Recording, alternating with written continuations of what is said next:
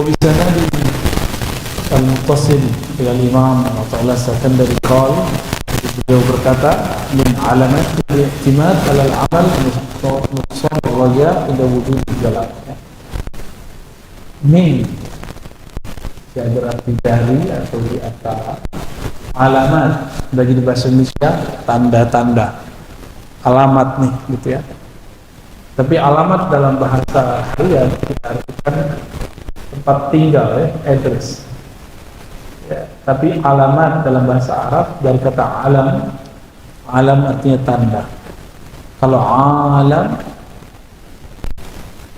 ciptaan yang merupakan tanda adanya pencipta, itu alam.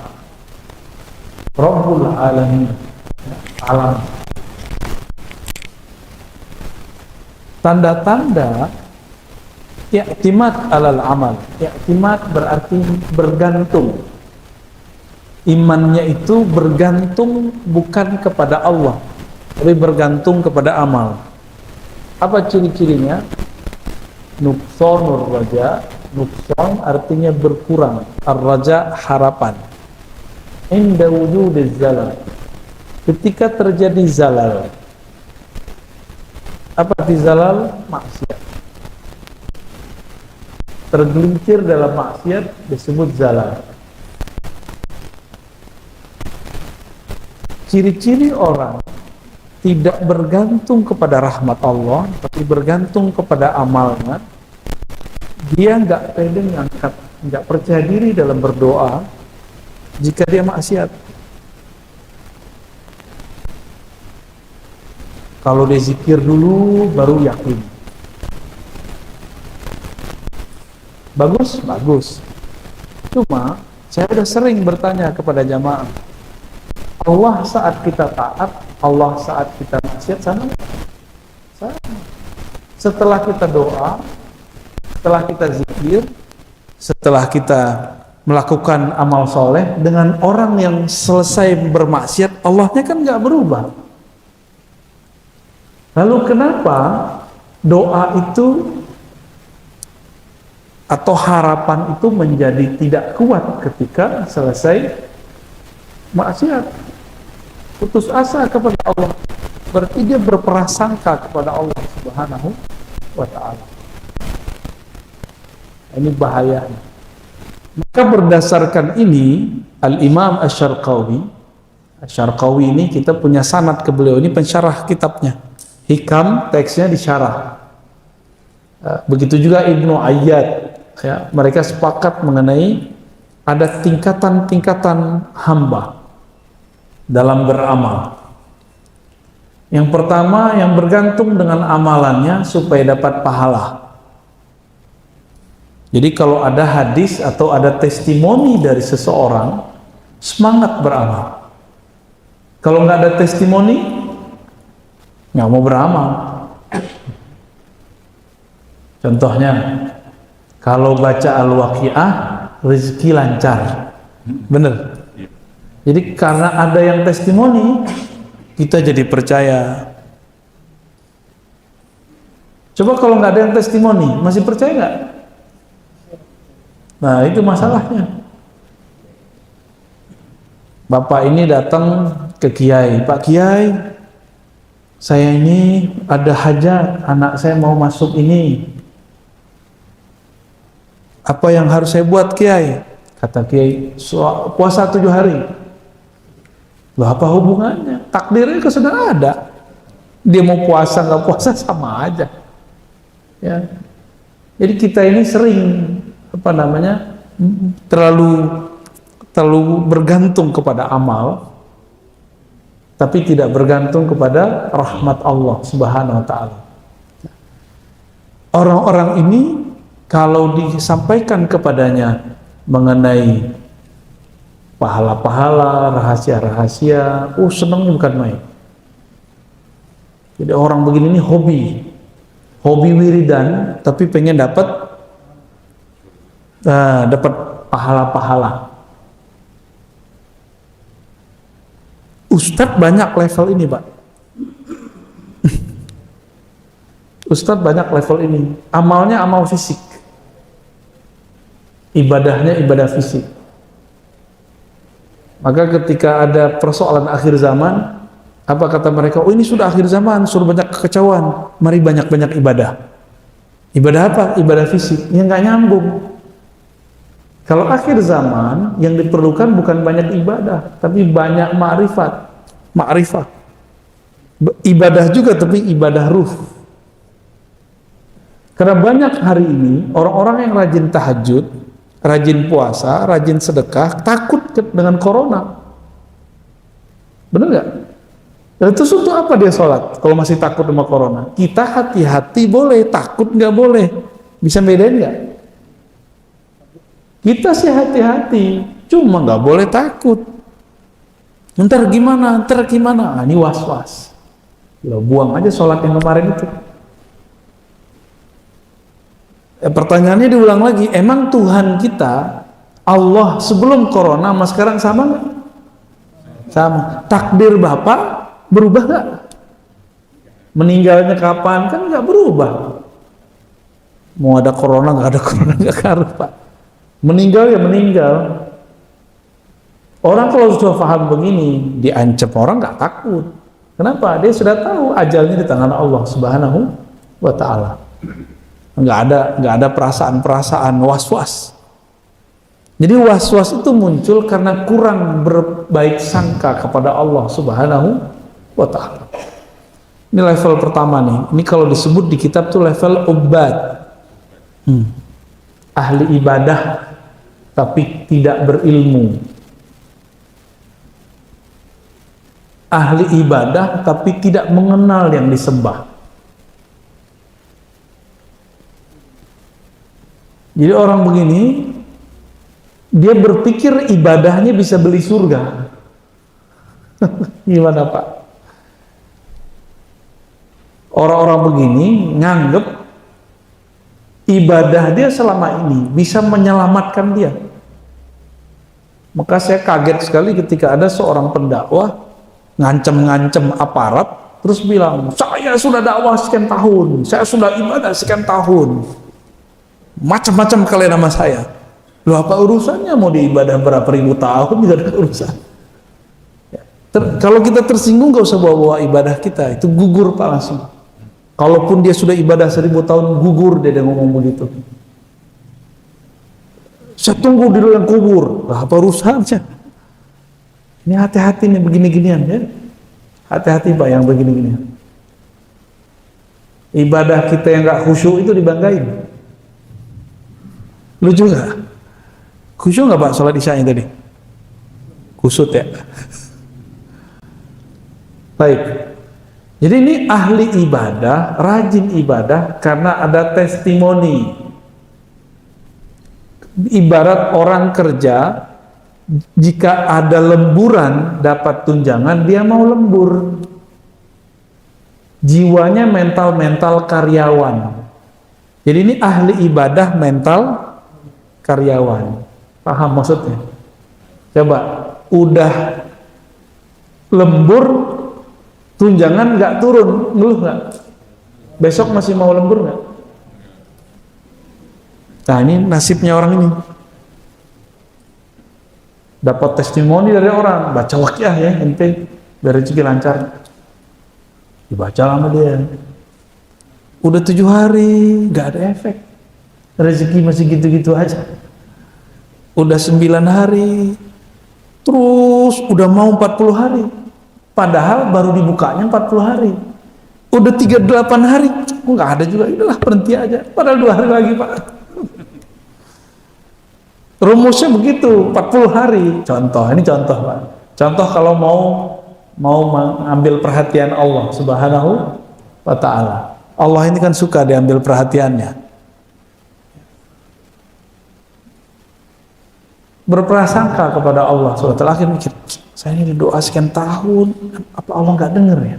Tuh, suuzon nggak sama Allah? Ya kan? Nah, orang suuzon begini, Allah tuh nggak suka sama dia Pak. Cuekin aja sama Allah.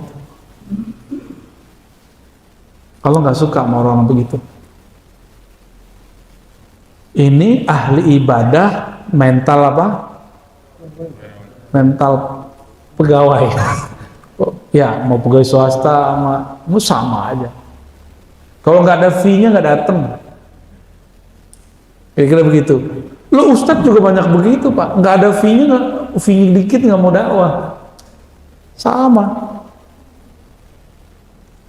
juga, begitu juga. Jadi ada dai mental pegawai, ada pak. Wah, fee dikit nggak usah. Siapa sih nggak senang sama duit? Tapi apakah duit itu kebahagiaan kita? Kan enggak. Ya kita sih butuh, tapi kebutuhan kita kepada Allah lebih. Ya, orang kalau dekat kepada Allah, rezeki kan di tangan Allah. Kalau dekat sama Allah baru terbersit, Allah kasih. Itu sering terjadi kepada orang-orang yang mengenal Allah Subhanahu wa Ta'ala.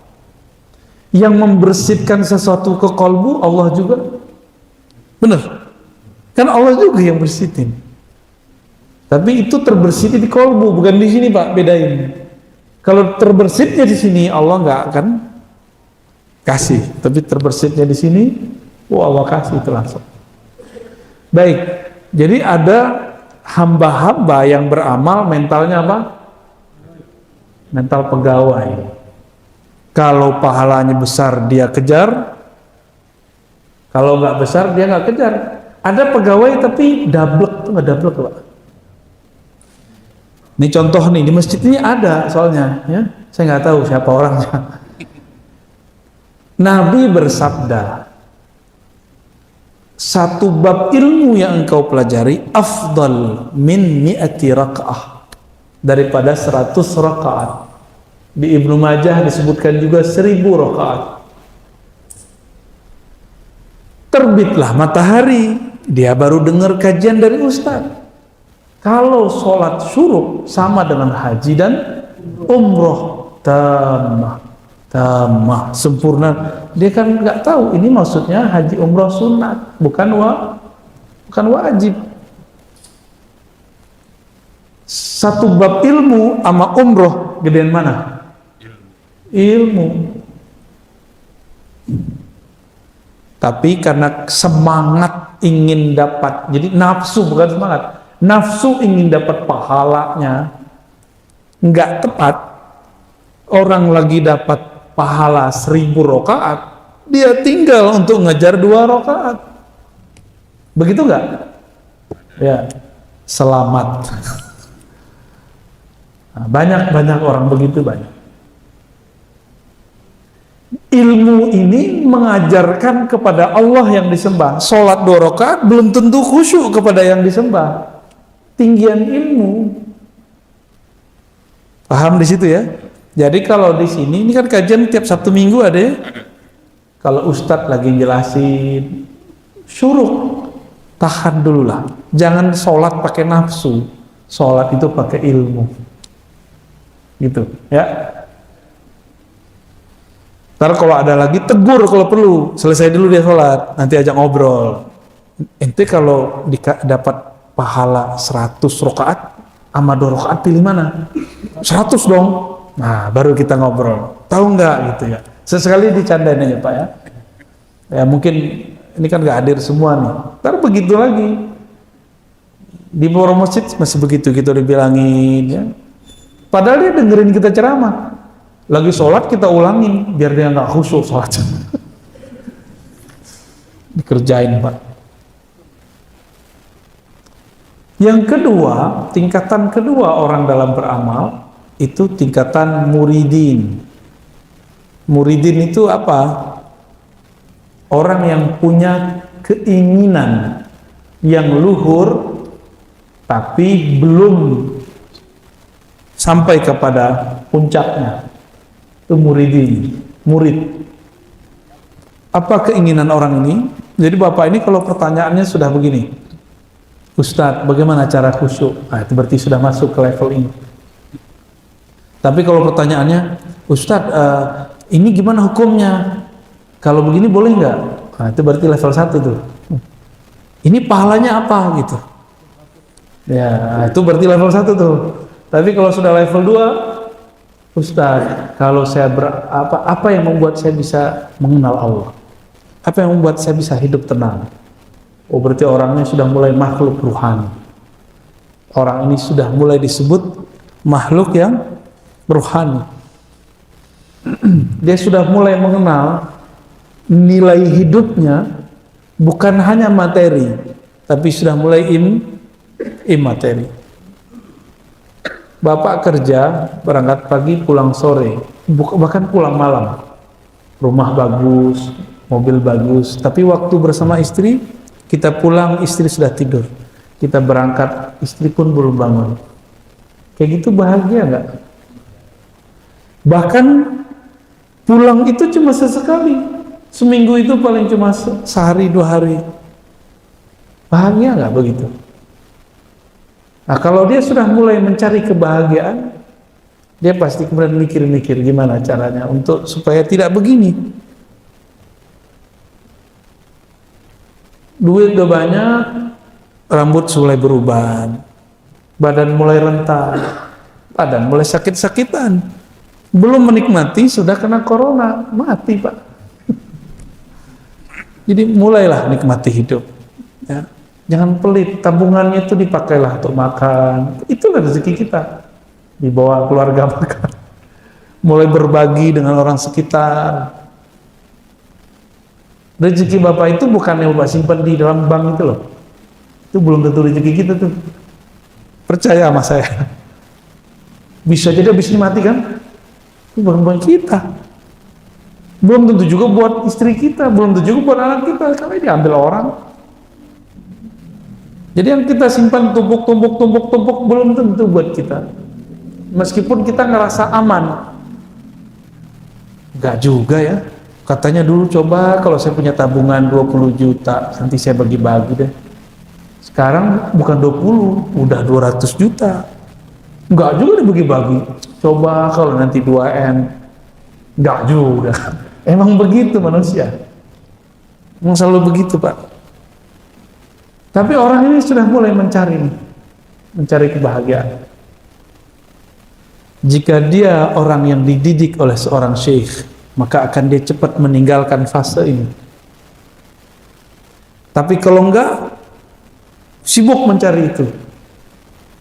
Ada yang dia berguru tapi gurunya kurang pas. Akhirnya yang dicari adalah pengalaman spiritual, kasyaf. Bisa ngeliat jin, bisa ngelihat aura-aura cahaya. Wah, ini banyak juga yang terjebak di sini.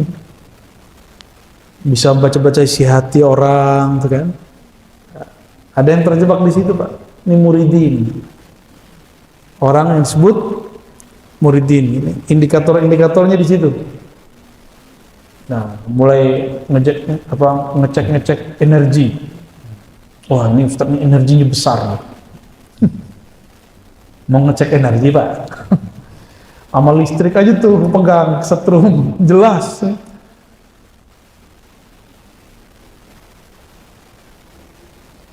Ini harus cepat-cepat ditinggal ini, karena ini pun belum disebut hamba hakiki.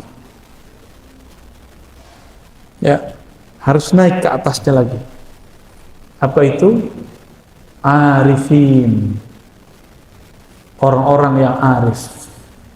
Apa arti arif dalam bahasa Arab? Arif berarti orang-orang yang kenal kepada Allah. Orang-orang kenal beda sama tahu loh Pak ya. Bapak tahu Luhut nggak? Tahu kenal nggak? Betul. Bapak kenal Joe Biden nggak? Kenal. Tahu doang, kenal mah enggak ya.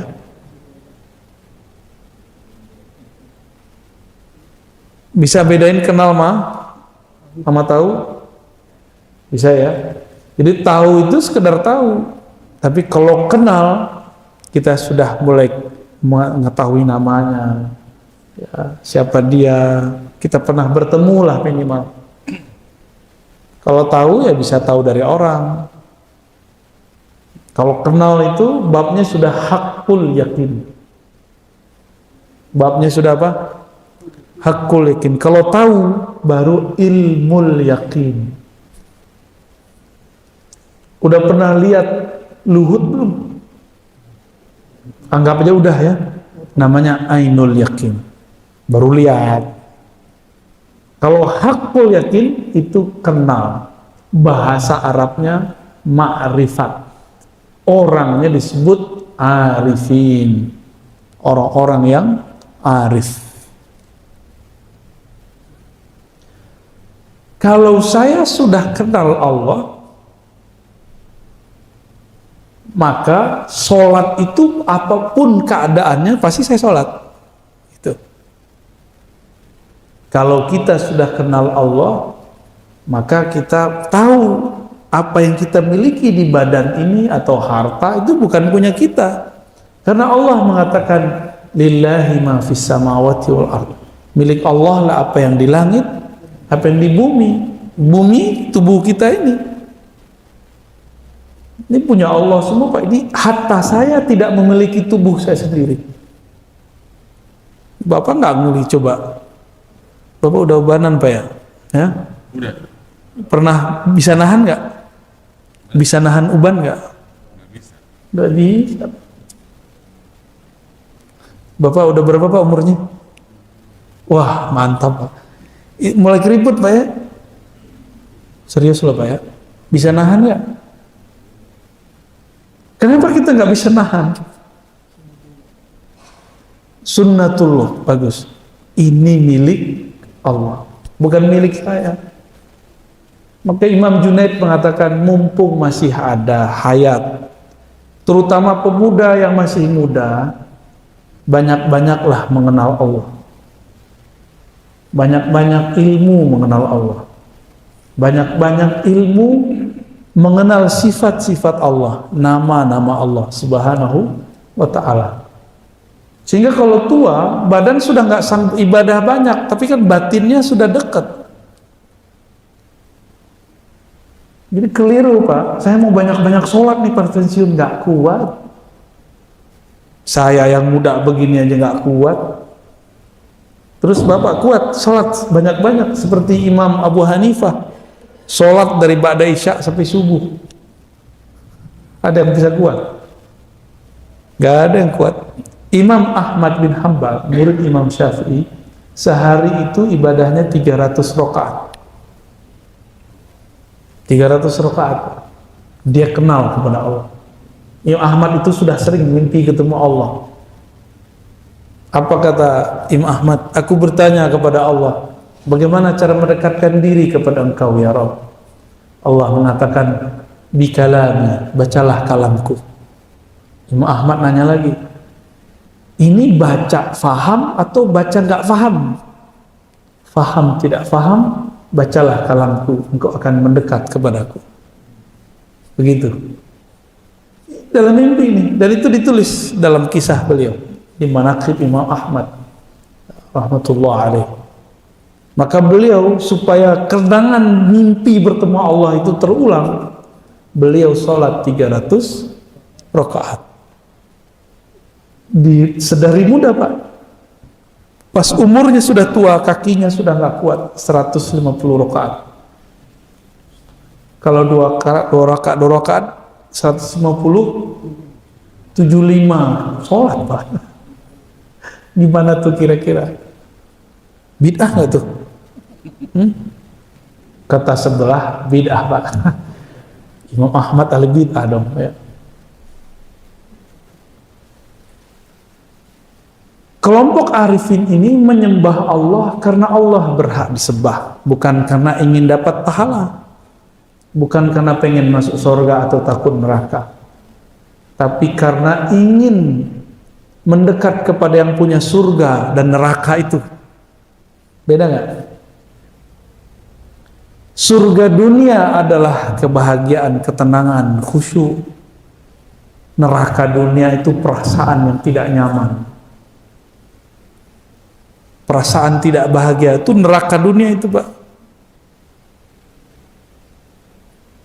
Gimana? Udah sering dapat neraka dunia belum? Kok nggak nyaman? Apa yang salah ini?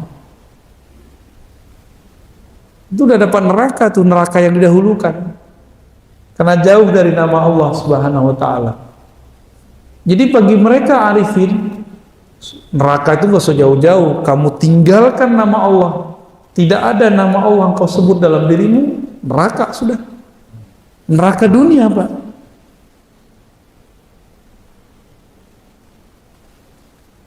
Maka mereka ingin bersama Allah. Jadi nyembah Allah itu bagi mereka nggak cari bahagia, bukan menghindari galau. Sholat bagi orang-orang yang kenal Allah, mau galau, mau bahagia, mau khusyuk, mau kusut, bagi dia sholat aja. Dia tidak mencari lagi. Yang penting aku bersama Allah Subhanahu wa ta'ala. Beda ya. Maka orang begini nggak butuh curhat-curhat ke siapapun, dicurhatnya hanya kepada Allah, selesai. Bapak kalau curhat ke hamba, ke teman, ya, ke kekasih, bisa kecewa. Apalagi ke Ustadz sok sibuk, emang nggak ada waktu. Hatta dia sama dirinya dia nggak punya waktu. Kalau Ustadz itu, dia mualim, dia ngajar orang. Maka mulailah berdialog dengan Allah, perbanyak istikharah, sholat hajat. Itu cara kita curhat kepada Allah Subhanahu wa ta'ala. Udah tahu cara curhat kepada Allah? Lagi sujud atau habis sholat 2 rakaat, kita ngobrol kepada Allah. Allah dekat bukan? Di mana Allah? Dekatnya gimana? Tadi saya nanya, Pak, nggak bisa nahan uban kan? Berarti uban itu kalau tanya ke dokter, nutrisi yang biasa dikasih ke rambut yang hitam itu nggak dikasih lagi. Benar? Berarti nur hayat yang Allah tiup, yang Allah pancarkan ke dalam tubuh ini mulai berkurang. Pak. Apa artinya? Kalau kita membaca la ilaha illallah wahdahu la syarikalah lahul mulku wal hamdu yuhyi wa yumit. Ada yuhyi, ada sifat hayat, ada nama muhyi, mumit di tubuh ini. Di badan kita ini. Dekat kan berarti? Jadi tubuh ini adalah nama Allah. Maka Bapak kalau sujud, mim kepalanya, badannya hak, ya, mim dal. Jadi tubuh kita ini ada replika daripada nama Nabi Muhammad sallallahu alaihi wasallam. Nabi Muhammad itu batinnya sujud terus kepada Allah. Maka dalam riwayat yang sahih Bukhari, setiap kali Nabi minta syafaat kepada Allah untuk membantu hamba-hamba, itu Nabi sujud, Pak. Itulah jawaban. Jadi Nabi ngapain naik ke aras? Nabi sujud di aras itu. Semua nabi-nabi dapat posisi di aras Allah, bertingkat. Tapi yang bisa menembus aras sampai ujungnya itu cuma baginda Nabi Muhammad SAW, dan beliau sujud di situ.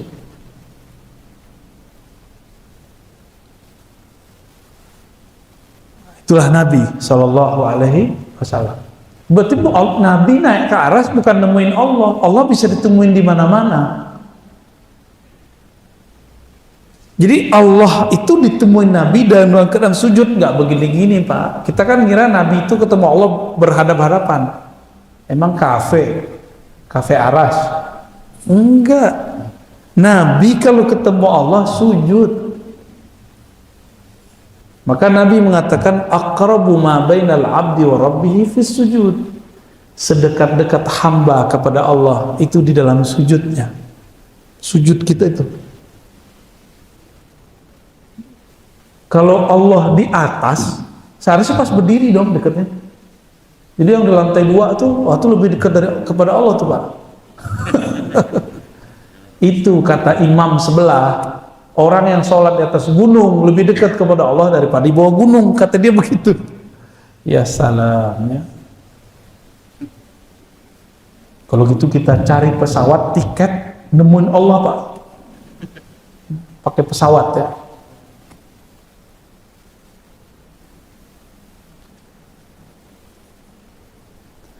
Arifun, orang yang menyembah Allah karena Allah layak disembah. Orang yang membaca kalam Allah, karena itulah cara komunikasi kepada Allah. Terus apa maksud Nabi ngomong? Kamu baca Quran, satu huruf sama dengan 50, atau 10, kalau berwudu 50. Itu untuk orang level 1. Jadi Nabi ini kalau ngomong sama sahabat, itu ada level-levelnya. Pemula dikasih hadis itu. Baca Quran nih, satu huruf sama dengan 10. Kalau kamu sholat, sekian. Kalau kamu sholat dalam keadaan wudu segala macam, dikasih sekian. Itu pahala-pahala, kebaikan-kebaikan yang disebutkan untuk motivasi para pemula di kalangan sahabat. Paham? Ya. Abu Bakar begituin enggak? Enggak. Umar enggak laku sama Umar begitu. Tapi mereka, para sahabat, kalau mengajarkan pemula lagi, disampaikan hadis itu. Itulah mimpinya Imam Ahmad tadi. Baca kalam Allah itu adalah media terdekat kepada Allah, karena Quran itu kalam. Quran itu bukan mushaf itu, Pak. Itu mushaf, tulisan yang merekam kalam Allah. Tapi kalam Allah bukan itu. Itu mushaf namanya. Mushaf Al-Quran, bukan Al-Qurannya. Karena dia merekam, maka kita wajib menghormatinya. Itu adalah kertas dan tinta-tinta. Benar nggak? Sayyidina Utsman ketika selesai menyalin, ada 6 mushaf, maka beliau memerintahkan, bakar semua mushaf selain mushaf saya. Apakah Utsman termasuk penista agama? Enggak. Jadi Bapak kalau Quran udah tua, udah lecek gitu ya, daripada kebuang-buang, robek-robek, keinjek-injek, kan dosa. Lebih baik dibakar. Lebih baik niat membakarnya apa? Supaya tidak jatuh bukan pada tempatnya. Itu kejadian sama dengan dulu yang bakar bendera la ilaha. Tinggal ditanya, niat ente apa bakar ini? Niat dia apa masalahnya? Kalau niatnya membakar bendera kelompok yang sudah dilarang, itu sah. Tapi kalau niat dia menghina la ilaha illallah, baru di situ munafik atau kafir. Bisa bedain. Ya, itu tergantung niatnya. Ya, maka niat inilah yang Allah pandang. Cuma karena gorengan politiknya kenceng, maklum ya. Politik ini kan bisa digoreng-goreng ya. Kayak gorengan aja Pak ya. Baik. Kelompok pertama, puncaknya surga neraka. Maka kelompok pertama ini, jika dia jadi ustadz atau jadi orang harokah pergerakan, ini biasanya jadi panitia surga neraka Pak. Orangnya suka neraka-nerakain orang tuh kalau ketemu maksiat. Hatta beda faham aja neraka gitu. Beda faham, neraka ente. Itu kelompok pertama tuh. Tapi apakah dia sholatnya nyaman? Enggak. Orang begini kalau sholat tuh enggak, gelisah. Dia sholat tuh sibuk dengan kiri kanannya, sibuk dengan orang di depannya, sibuk jadi juri, nunggu imamnya kapan salah. Ya salah. Ya, orang-orang begini nih kasihan. Walaupun dia secara keilmuan hafiz Quran, secara keilmuan mungkin tamatan mana gitu ya. Yang cerdas kan baru otaknya, kolbunya belum. Ya, kolbunya belum. Kelompok kedua, dia sudah mulai bagus secara ruhani, secara nafsiyah sebenarnya. Jiwanya sudah mulai tertata, sering puasa, sering tahajud, udah mulai sensitif, tapi masih senang dengan ilmu. Jadi salah arah. Dikira kalau bisa baca isi hati orang, baca aura orang, bisa melihat sosok-sosok di sekitar orang, oh berarti itu udah hebat. Enggak, masih ada tembus di atasnya lagi, arifin. Maka saya minta kepada Allah dari dulu cuma Allahumma arifni at-tariq ilaik. Ya Allah, tolong ajariku jalan mengenal Engkau. Itu yang saya minta dari dulu. Ya muqallibal qulub, wahai yang bolak-balik hati, sabit qalbi ala dinika wa ta'ati. Din itu ma'rifat artinya. Tetapkan hatiku dalam dinmu, yaitu mengenalmu. Wa ta'atik, sehingga aku taat kepada Engkau. Jadi kenapa kita masih durhaka kepada Allah? Karena kita nggak kenal Allah, itu aja masalahnya. Ya. Kita ini durhaka karena nggak kenal Dia. Bapak kalau kenal Dia berani durhaka nggak? Gak usah jauh-jauh deh. Ada orang mulia duduk Pak di depan. Bapak berani lewat ke depannya? Nggak berani lalu lalang. Kalau mengenal adab, ya. Tapi kalau nggak kenal, lalang aja. Lu siapa gitu? Nggak kelihatan, dia nggak tahu siapa. Nah itu bedanya. Apalagi kepada Allah. Kalau orang sudah tahu kenal Allah, Allah di Mekah, Allah di sini sama? Sama. Iya sama ya. Allah di kamar, sama Allah di masjid sama nggak? Berani nggak maksiat di kamar? Nggak usah deh. Berani nggak maksiat di masjid? Nggak berani. Terus kenapa berani maksiat di kamar? Karena kurang kenal kepada Allah. Sederhana tuh. Ya. Tapi adakah orang maksiat karena lupa, lalai? Nah itu beda lagi babnya. Berarti Allah buat dia lalai sejenak. Nah, itu beda bab. Maka ada pertanyaan kepada Imam Junaid, mungkinkah wali Allah melakukan perbuatan maksiat? Apa jawaban beliau? Itu takdir ketetapan Allah, bahwa selain Nabi pasti maksiat, selain Nabi pasti pernah maksiat. Jadi Bapak ini ngelihat saya bukan Nabi Pak, pasti saya pernah maksiat. Saya ngelihat Bapak sama, Bapak bukan Nabi kan, pasti pernah maksiat, bener gak? Baru maksiat kali ya. Enggak maksiat mata, maksiat telinga. Enggak maksiat telinga, maksiat lidah. Enggak maksiat lidah, maksiat kolbu. Kolbu enggak ketahuan. Ini jujur nih, pernah ngeremehin orang enggak? Tiap hari. Pernah merasa lebih pinter enggak dari orang jamaah di samping kita? Itu dosa besar itu Pak. Kiber namanya, sombong. Sholat terbersit nggak ingin disebut orang yang sholat? Udah kena itu sudah, bukan riya namanya. Terbersit ingin disebut orang sholat. Jadi kalau sholat tuh langsung cari saf paling belakang imam. Tahu diri mau duduk di belakang imam tuh tahu diri Pak. Sok soleh namanya tuh ya. Pantas nggak kita duduk di belakang imam nih? Yang di belakang imam ini orang yang siap gantiin imam Pak. Oh kecuali antum memang merasa pantas gantiin imam karena merasa ilmunya paling benar. Ya. Dan banyak yang begitu Pak. Dia kalau ngerasa ilmunya lebih baik langsung. Tapi ada yang nggak begitu, lagi jos, lagi semangat. Nah kalau ini kita rahmati, kita sayangi orangnya, kita kasih perhatian Pak. Dia lagi semangat nih belajar agama.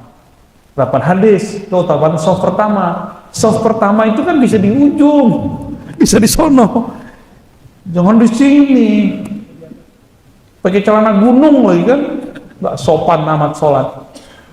Sholat dia pakai sarung. Nabi itu nggak pernah sholat pakai celana gunung. Coba antum cari deh hadisnya. Ustadz, yang penting kan di atas mata kaki. Pakai sarung lebih enak di atas mata kaki. Tinggal diputer-puter aja. Yang pantas alat itu, apalagi pakai training. Yang paling lucu pakai celana dalamnya orang Arab, tahu nggak celana dalam orang Arab? Itu yang putih itu.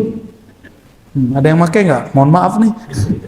Sunnah Nabi pakai sarung, pakai celana boleh, tapi jangan pakai celana dalam orang Arab. Oh ini celana sunnah nih. Ya salam. Yang ngerti sunnah itu ahli hadis. Itu namanya ahli hadas. Ya. Kalau mau pakai gamis sekalian mau begini ya kan. Kalau enggak celana yang pantas. Kita kalau ke kantor celananya yang pantas. Masa ke masjid celananya enggak pantas. Itulah makna ayat khudhu zinatakum inda kulli masjid. Ambillah, pakailah pakaianmu yang pantas ketika ke masjid. Bapak keren-keren kan ke masjid, ke kantor. Mau ketemu siapa di kantor? Ya ketemu makhluk kan? Ini mau ketemu Allah, masa nggak bagus-bagus? Jadi mulai besok pagi ke masjid tuh pakai baju yang bagus, nggak mesti baru, ya yang bagus. Ada Pak di sini yang sholat pakai celana gunung belakang imam? Mau bilang ada tadi. Gak tega katanya. Itu bukan dimarahin Pak, disayang orang gitu. Dikasih perhatian dia. Mungkin dia baru dapat hadis fadilah soft pertama. Kan kalau di Sahih Bukhari itu lafaznya begini. Seandainya manusia tahu, ya, Lau arafan nas, lau aliman nas, ma fil azan wa saffil awal. Kalau orang tahu apa rahasia azan dan saf pertama, lastabaqu alaihi. Maka mereka akan berlomba-lomba untuk azan, diundi kalau perlu. Bapak itu undian. Rumah nomor berapa Pak? Anggap A1. Pak Abdullah, Pak Abdurrahman, Abdurrahim, diundi Pak. Kalau orang tahu rahasia azan, tapi kan bapak ini sok kaya, bisa bayar merbot, gaya, ya. Gregetan kita sama orang begitu, ya. Tapi karena azan ini simbol Islam, nggak bisa juga kita pakai undi-undian. Kita carilah orang yang suaranya enak didengar. Kalau ngikutin Nabi berat. Kata Nabi, ambillah muazzin yang tidak minta tarif. Berat. Berat kan? Berat sekali. Kalau sekarang nggak ada orang begitu. Ada paling di pojok-pojok kampung. Nggak ada. Kita pengertian juga dengan muazzin kita. Dia nggak minta, tapi kita fasilitasi. Tanda kita memuliakan beliau. Ini kan lucu ini para jamaah ini. Kalau guru les, guru private anak, dibayar mahal. Giliran guru ngaji, imam, bayarnya dikit. Akhirnya imam ini kurang ikhlas, wajar. Dompetnya Pak. Jadi dia sholat, Allahu Akbar, dompetku kecil ya Allah. Allahumma sholli ala Muhammad. Wah, udah 8:30 ya.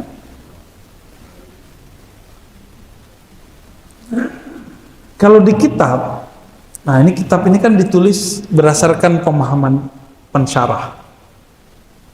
Kalau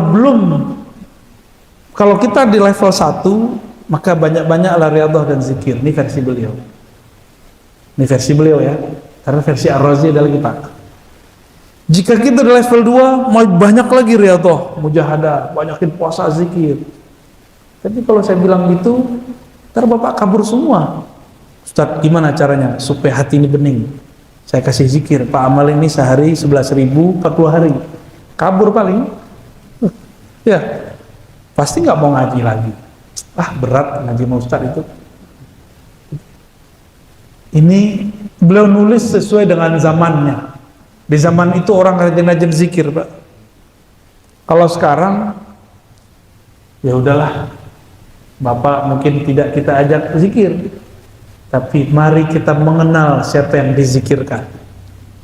Maka sesekali saya request whiteboard di sini, ya, supaya nanti kita menjelaskan bagaimana cara mengenal Allah dalam peta pemikiran kita, ya, supaya masuk ke kolbu, menyentuh ruh, biar pulang itu ada bekalnya. Karena pertanyaan di alam kubur kan man rabbuka, nggak lebih dari itu. Siapa Robmu? Gak ditanya Bapak.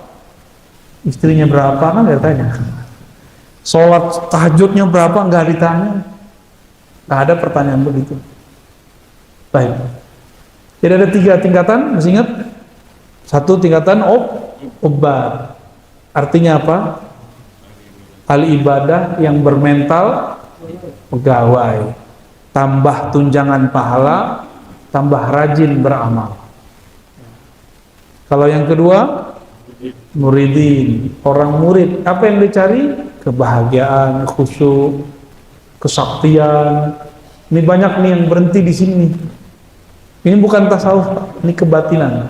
Kalau cari kesaktian, ya, mirip-mirip, zikirnya sama-sama hizib bahar, satu ingin mengingat Allah, satu ingin sakti.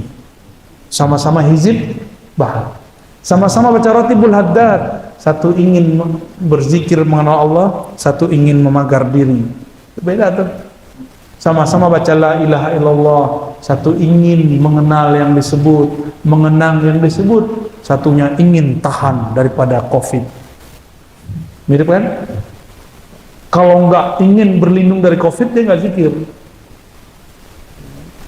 Kalau yang terakhir, arifin, mau senang susah dia tetap ingat Allah, mau dia taat, mau dia maksiat, dia tetap kembali kepada Allah. Harapannya kepada Allah dalam taat sama harapannya ketika selesai bermaksiat. Nah, itulah Nabi Khidir. Nabi Khidir ini contohnya, habis bunuh orang nggak berubah tuh, biasa aja tuh. Ini beda dengan psikopat loh ya. Psikopat kan mirip-mirip tuh, tenang, dalamnya galau. Arifin ini menyembah Allah karena Allah berhak disembah, memuji Allah karena Allah berhak dipuji. Kalau yang pertama, memuji karena ingin ditraktir. Kalau yang ini, memuji karena Allah layak dipuji. Pilih mana Pak? Punya teman muji kita karena pengen ditraktir, atau dipuji oleh orang yang emang dia memuji kita, bukan karena apa-apa. Jadi mana yang bisa jadikan teman? Yang kedua, maka mereka disebut teman-teman Allah. Itulah Allah. Mereka lah yang disebut wali Allah. Jadi sudah paham kriteria wali? Sederhana toh? Kesaktian ada di level 2, tapi di level 1 mereka nggak perlu sakti karena sudah bersama dengan Maha Sakti. Nah, kalau Bapak sudah paham begini, jangan salah lagi menilai wali. Wali itu arifin, bukan orang sakti. Ya, barangkali cukup Pak ya. Ada pertanyaan? Ya, apa Pak? Silakan. Oh, satu dulu ya. Saya mengenal tadi istilahnya, saya mengenal istilah tauhid. Ada tauhid uluhiyah, tauhid rububiyah. Kemudian di buku Ustaz ada tauhid somadiyah, dan tauhid ahadiyah. Ya. Kemudian di tetangga sebelah ada menambahkan asma wa sifat dan tuhmiyah. Mohon penjelasan Ustaz, apa ini yang kita pelajari tauhid kenal Allah? Kalau yang mau serius nanti pakai whiteboard aja Pak.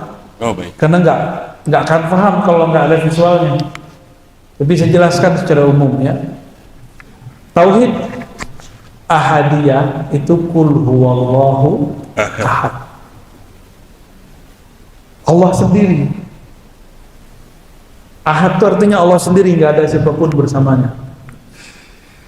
Kalau as-samad, Allah ciptakan makhluk itu memerlukan dia. Allah ciptakan aras, ar-roh yang memerlukan aras, atau aras yang memerlukan Allah? Aras yang memerlukan Allah. Itu somadiyah ya. Somadiyah itu tauhid, kalau dibahasakan bahasa awam umum disebut rububiyah. Ya, kalau ahad itu tauhid uluhiyah. Ini bukan versi sebelah Pak, versi ilmu ma'rifatullah. Ahad itu Allah mengesakan dirinya sendiri, dengan dirinya sendiri, nggak ada makhluk. Kalau as-samad, Allah mengesakan dirinya sendiri lewat makhluknya. Jadi ketika Bapak sholat itu bab samad gitu namanya. Gitu ya. Al-Hallaj itu dia tembus kepada pemahaman ahad, tapi dia lupa dia bertubuh jasad, maka dia mengatakan anal haq. Tapi pas dia sadar, balik lagi kayak biasa lagi. Cuma kalau lagi mabuk, ekstase, begitu dia. Syekh Siti Jenar negeri kita ya, itu sama tuh. Dia mabuk dalam ahadiyahnya Allah Subhanahu wa Ta'ala. Kalau ahad nggak ada kita, nggak ada kami, nggak ada nahnu. Kalau orang kebatinan masih ada kami. Di dalam diri kami ada Allah, tuh kan? Allah kecil dong. Itu orang kebatinan. Untuk apa lagi sholat? Allah udah di dalam diri. Siapa yang ngomong begitu? Orang kebatinan. Berarti Allah kecil nggak? Ya kecil lah, gedein dirinya kan. Kalimat-kalimat begitu berbahaya. Kalau sudah disebut Allah ahad, tiada lagi aku, tiada lagi kamu, ya. Tiada makhluk, yang ada hanya Allah. Oh kita nyatu, enggak ada penyatuan. Memang kita nggak ada. Di sisi Allah itu kita nggak berarti. Di sisi Allah kita tidak berarti. Itulah ahad. Bapak dari kemarin ngerasain nggak punya bayang-bayang? Nah kira-kira begitulah. Tapi jarang lupa, jarang inget ya. Kalau nggak saya ingetin kan nggak inget. Seumur hidup nih, merhatiin nggak bayang-bayang kita? Kecuali lagi jadi anak kecil, main-mainin bayang. Nggak penting kita ini mau. Maka carilah perhatian Allah Subhanahu wa Ta'ala. Nah itu. Kalau yang sebelah itu nanti kita jelaskan Pak, perbedaan uluhiyah rububiyah versi kita dengan mereka. Ada perbedaan mencolok. Jauh beda. Ya. Silakan. Assalamualaikum warahmatullahi wabarakatuh. Boleh Ustaz kita gunakan standar pada amal itu sebagai trigger aja? Boleh. Amal itu cuma untuk latihan. Disebut riyadhah. Karena tubuh ini butuh latihan, kita berlatih. Tapi jangan bergantung kepada latihan ini. Ini saya kasih tahu Bapak Ibu yang terhormat. Jika kita bergantung kepada amalan, Bapak sudah semakin rendah umurnya, berarti semakin sedikit dong amalnya. Terus harapannya berkurang dong. Kan begitu jadinya. Kalau kepada Allah itu kayak karyawan, semakin tua Bapak Ibu ini semakin renta, semakin gak kuat ke masjid, semakin gak kuat berdiri lama, semakin gak kuat zikir duduk lama, bentar udah semutan ya. Maka bagaimana caranya? Kita harus mengenal bahwa Allah itu gak butuh sholat kita, kita yang butuh sholat kita. Yang Allah perlukan dari kita cuma satu aja, bukan perlu juga ya. Allah itu ngelirik, apa yang dilirik oleh Allah? Kolbu. Itu dilirik Pak, kolbunya dari tadi dilirik Allah itu. Kolbunya arahnya kemana nih? Ingat dia atau ingat selainnya? Untuk men-trigger kolbu boleh pakai amal zahir. Nah itu baru. Nah, thoriqah dalam ilmu rohani gunanya untuk sampai ke sana. Makanya para ulama kita, Abu Yazid bilang, kalau murid-muridku, murid-murid ini melihat kami yang sekarang, mereka bisa zindik. Karena wali-wali itu udah gak banyak zikir Pak, udah biasa aja. Tapi kalau murid-murid ingin mengenal kami, kenalilah kami sebelum kami seperti ini. Bagaimana mereka dulu menjaga jamaahnya, sholatnya, wudhunya dijaga nggak pernah putus, qomat kamit nih nggak pernah berhenti, nggak pernah ngomongin orang, berat tuh. Sebelum mereka menjadi kekasih-kekasih Allah itu.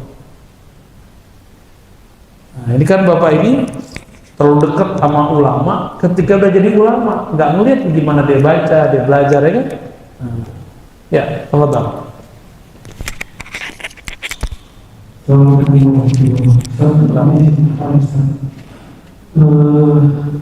Yang dari Ustaz kasih tahapan tadi Ustaz, apakah mungkin Ustaz secara singkat seseorang bisa mencapai arifin Ustaz, tidak melewati tahap tadi Ustaz?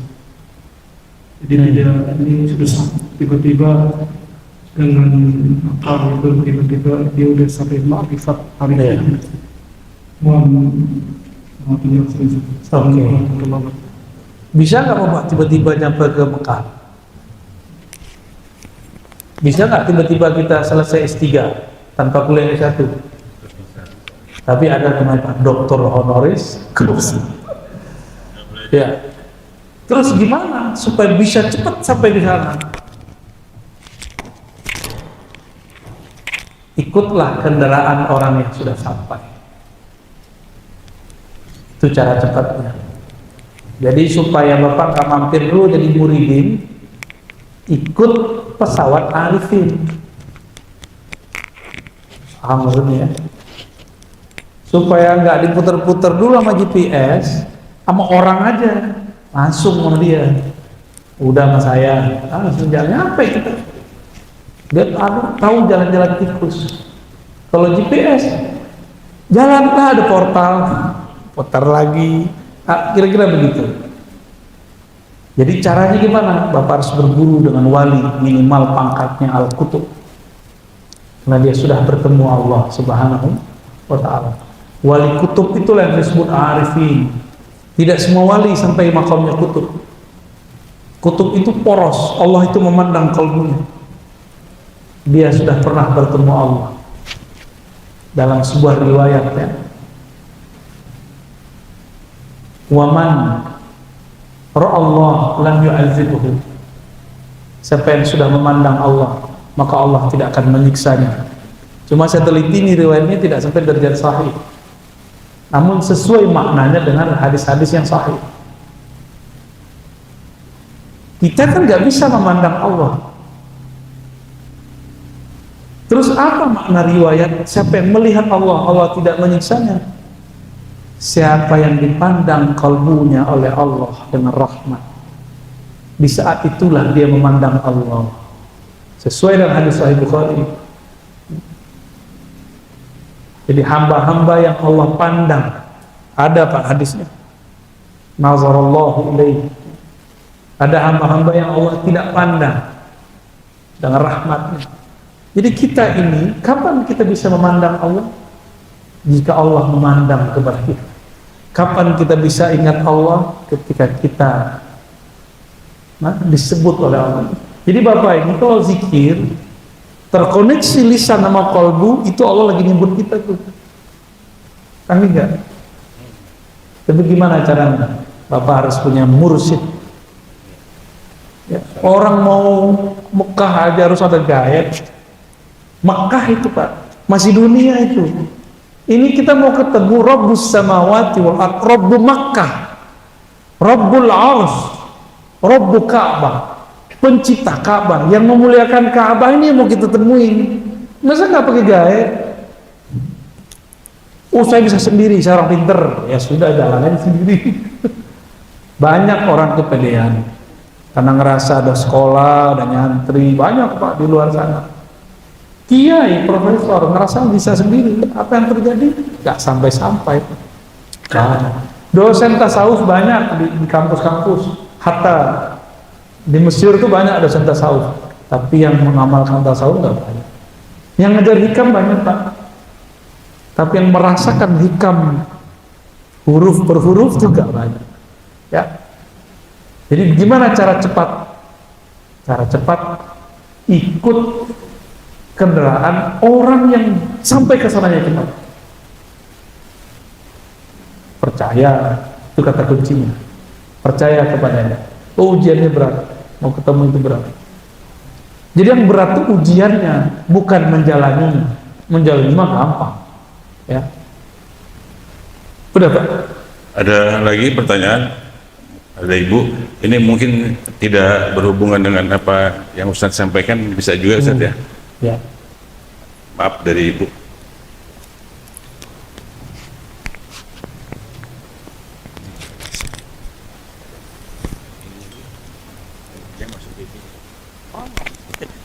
Suara.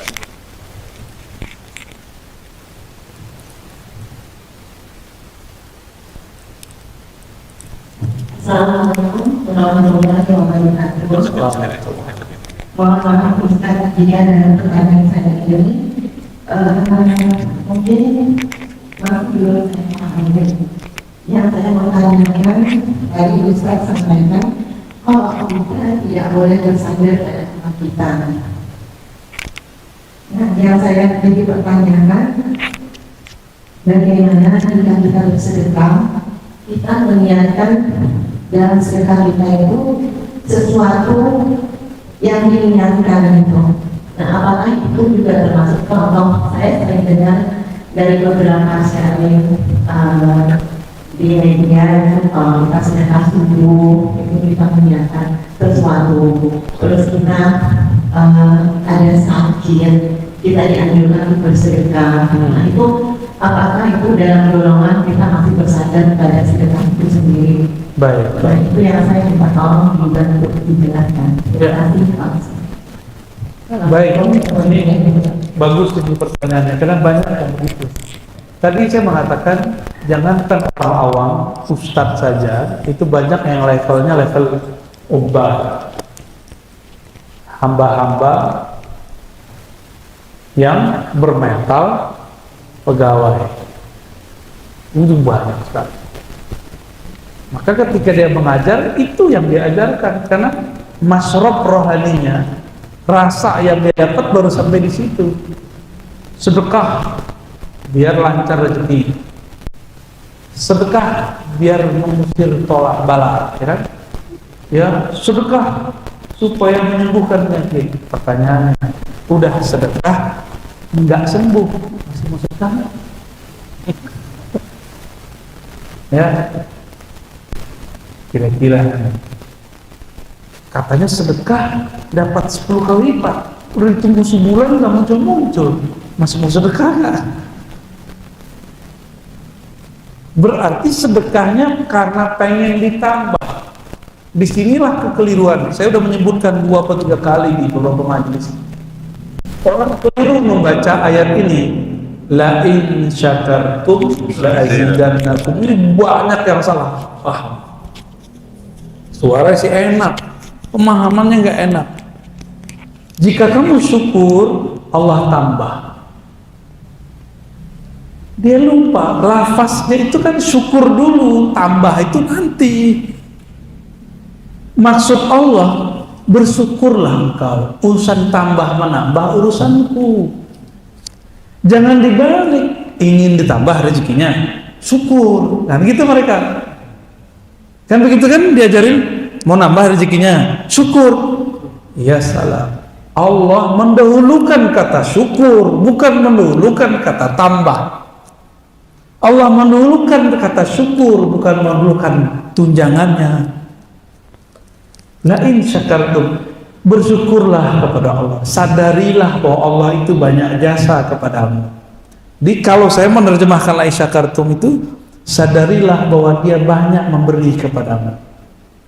Kalau engkau sadar, maka akan terbayang semua, tersingkaplah dalam pikiranmu semua, ternyata Allah banyak memberikanmu. Maka sedikit satu tetes pun terasa banyak. La azidannakum, itu maknanya. Baru nanti orang tambah semangat bekerja. Ya Allah, udah banyak kok yang Allah kasih, kok masih aja nantang-nantang Allah tuh ya. Kan kita nantang Allah kan, kayak mau bisa bayar Allah gitu. Paham ayatnya? Kayaknya masih ada yang merekan-rekan nih. Saya ulangi, ayatnya mendahulukan kata syukur. Kamu sadari nikmatku, syukuri, itu syukur.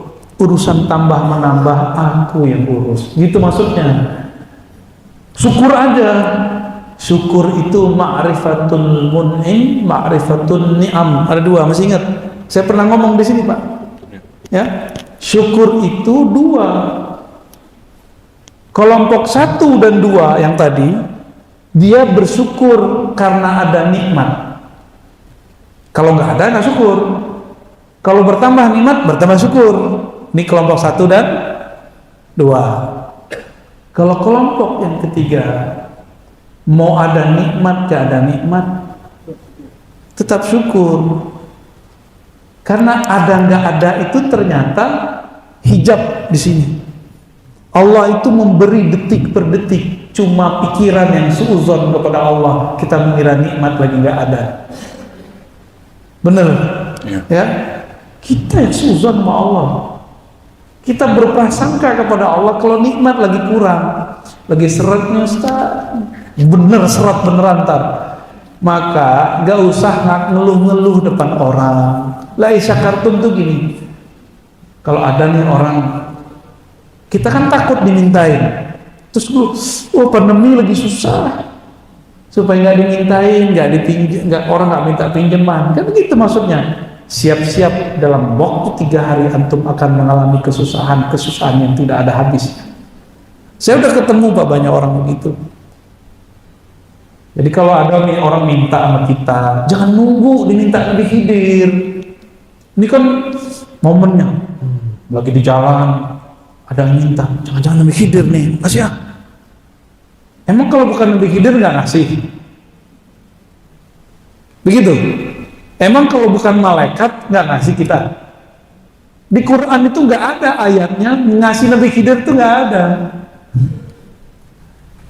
Nabi Khidir nggak butuh duit kok. Terus yang ada apa? Berilah orang-orang yang fakir, miskin, keluarga-keluarga dekat, itu yang ada. Jadi Bapak kalau mau menyadari Khidir, berilah orang-orang yang dekat. Bahkan orang udah minta aja nggak dikasih, nunggu mau ngasih Nabi Khidir, ya salam. Paham di situ ya? Ya, maka kita harus naik ke level yang tinggi, ma'rifatul mun'im, mengenal yang memberi. Kalau Bapak saya sudah kenal siapa yang memberi, sedikit pun terasa besar. Sedikit nih terasa besar. Cuma kalau belum kenal, wah ada tikus Pak. Ikut kajian. Curut. Mau ikut ngaji dia. Ya, sudah. Ada lagi Bapak Ibu? Udah jam 9. Ustaz masih ada acara? Ya. Masih ada acara lagi? Oh enggak. Bebas Pak. Satu lagi Pak, Boleh. hubungan dengan pertanyaan Jironi tadi Pak. Bentar. Allah itu keluar banget ya. Ini memang agak pertanyaannya agak ini sedikit. Jadi seolah Allah itu memerlukan untuk ekstensinya itu dia memerlukan diciptakan umat untuk menyembah dia. Loh kok begitu? Ya kan apakah kalau tidak diciptakan umat itu Allah tidak menjadi Allah, tidak ada menyembah dia. Bahaya ini. Hanya itu Pak. Itu kayaknya. Oh bahaya di mana? Bagus. Ini pertanyaan orang pintar begini. Ada ayat Wallahu ghaniyun 'anil 'alamin. Allah itu nggak butuh alam. Bapaknya alam kan. Ibadah itu muncul dari alam. Allah nggak butuh. Makanya dalam hadis yang sahih, yang panjang, kemudian ditaruh sebagai 42 hadis pokok dalam beragama oleh Imam Nawawi, dimasukin hadis itu. Ya, arba'in. Seandainya semua makhluk taat kepada Allah, tidak menambah kekayaan Allah. Yang nambah kaya kita. Seandainya semua makhluk itu maksiat kepada Allah, kufur kepada Allah, tidak akan mengurangi kekuasaan Allah. Terus untuk apa Allah menciptakan kita? Suka-suka Allah. Makanya dalam kalam-kalam qudsiyah ilham para ulama ditemukan. Jadi para ulama kita itu mereka dapat ilham bahwa Allah itu waktu menjelaskan ayat-ayat Al-Quran, muncullah ilham itu. Salah satu ilham yang mereka dapat, Allah berfirman, kuntu kanzan makhfiyan Aku ini perbendaharaan yang tersembunyi. Perbendaharaan yang kanizan. Sesuatu yang unik tapi tersembunyi. Fa'ahbabtu an u'rafa. Ini beda dengan uhibbu. Ini ahbabtu. Beda lah Pak. Kalau uhibbu, Allah butuh. Tuh digodain curut kan Pak. Jadi beda ya. Beda ahbabtu dengan uhib, itu dibedakan tuh. Walaupun lafaznya mirip. Ya. Lalu aku suka-suka, kira-kira begitu. Kalau terjemahan saya lah ya. Walaupun mungkin terjemahan ustadz lain beda sama saya. Lalu aku suka-suka lah. Ya, iseng-iseng lah kira-kira begitu. Aku suka dikenal. Nah inilah maka saya sebut yang maha narsis itu hanya Allah. Selain Allah nggak boleh. Yang pengen terkenal itu hanya boleh Allah. Selain Allah harus menumpang tenar kepada Allah. Ya, maka orang yang menumpang tenarnya, masyhurnya kepada Allah, masyhurnya abadi. Itulah nabi, itulah para wali. Mereka kalau Allah pengen tenarkan dia tenar. Ada yang tidak. Ya. Ada seorang wali nggak mau dikenal, meninggal kuburnya bahkan dipesenin jangan kasih batu nisan. Ada seorang ulama punya akses kepada penguasa, dia buat proposal, tuan penguasa tolong buat tuh batu nisan yang bagus di kuburan fulan. Dibuat, setiap kali dibuat besoknya hancur, setiap kali besoknya hancur, kena hujan lah, kena angin lah, ada hancur. Tiba-tiba ada seorang waliullah datang, negur yang soleh ini, siang di dalam kubur ingin tersembunyi, kenapa engkau ingin membuatnya terkenal? Tuh ada yang begitu Pak. Maka kita terserah Allah aja lah. Allah maunya apa kita kasih. Suka-suka Allah. Aku ingin dikenal. Fa khalaqtul khalqa, maka aku ciptakanlah makhluk. Apa kalimat berikutnya? Fa arafuni bi, lalu mereka hanya bisa kenal aku bi.